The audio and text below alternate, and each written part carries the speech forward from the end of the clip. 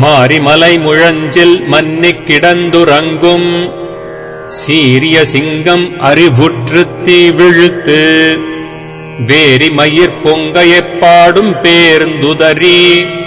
மூரி நிமிர்ந்து முழங்கிப் புறப்பட்டு போதருமா போலே நீ பூவை பூவண்ணா உன் கோயில் நின்றிங்கனே போந்தருளி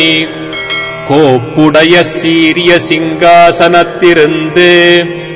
யாம் வந்த காரியம் ஆராய்ந்தருளேலோர் எம்பாவாய்.